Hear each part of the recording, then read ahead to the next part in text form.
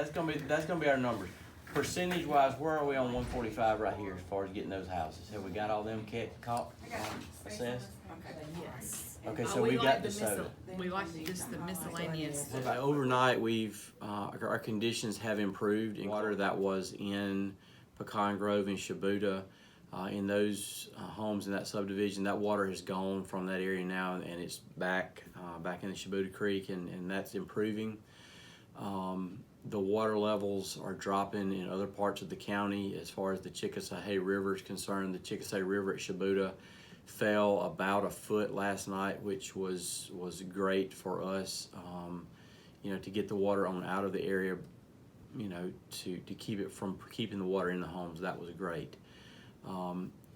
We're currently doing damage assessment on the homes that were identified from Thursday night and Friday morning's flash flooding, and that's going to continue into the Pecan Grove area later this weekend and early into next week as we continue to do our assessments.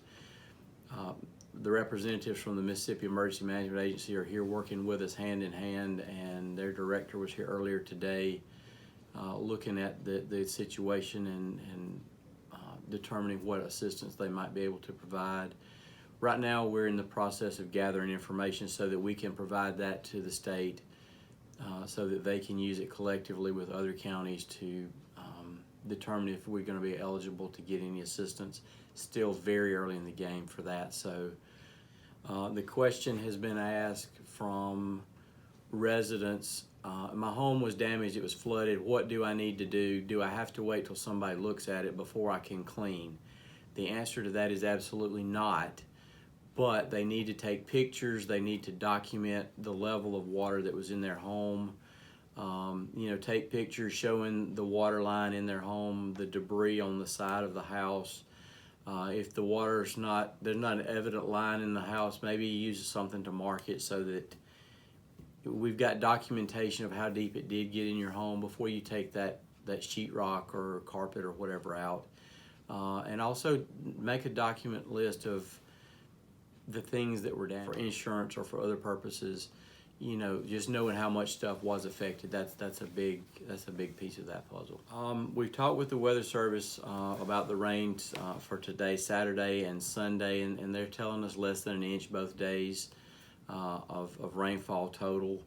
We're looking into earlier next week, Monday, Tuesday time frame to see and get a better idea on that. But right now for Saturday and Sunday, we feel pretty comfortable that the rainfall that's coming is not going to hurt us. It's going to make cleanup a little more complicated because it's delaying people, but it's not going to cause the water to come back. We've gotten it out. That amount should not cause a rise in anything. Monday into Tuesday, with the system that's coming, we're working with the Weather Service to figure out a better estimate of how much rain's coming and predicted, so that we can have a better plan for those days. And hopefully that's not going to hurt us. So I know you can't speculate on how many roads are closed or which ones are closed, but for the sightseers out there that wants to get out, take pictures, and ride around, what would you say to them? Honestly, the biggest thing is we do know that over the period of time from Thursday to now, we've had a lot of roads with water on them. We still have roads with water on them. We have roads that have been damaged heavily.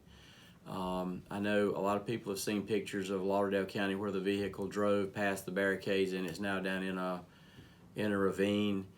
That's what we're trying to avoid. If there are barricades up and signs telling you there's water across the road, please don't move those. Please don't drive around them, because they're there for the public safety.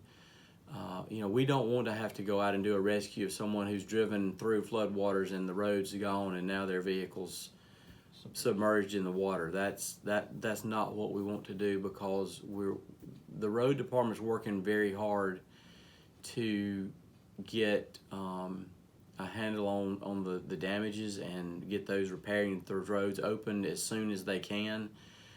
We're also assisting them with documenting the damage again, so that if assistance is available to help with that, we've got that done. But right now, if the road says it's closed, please don't go around the barricades. Stay away from that area. Don't drive through flooded waters, because we've got too many places in this county where The roads have been damaged by the flood waters coming across them. It's washed out culverts, and with the water still up, you can't see that hole, and we don't want anybody to become a victim of that. The shelter that's open in Shubuta, the Red Cross is operating a shelter at the Shubuta Senior Citizen Center on Graham Street in Shubuta.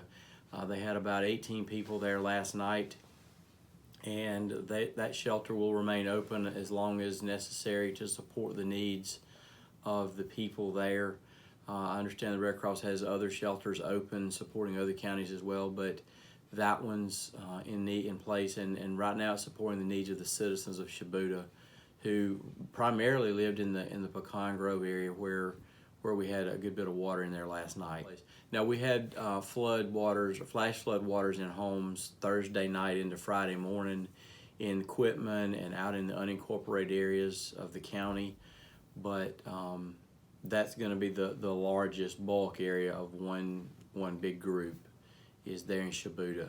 With the assistance of the fire department, the sheriff's department, the emergency management crews were able to assist, I believe it's, and I don't remember the exact number, over 25 people to safety in that from that rapidly rising water that was either around their homes or in their homes, trapping them, and they needed to get out.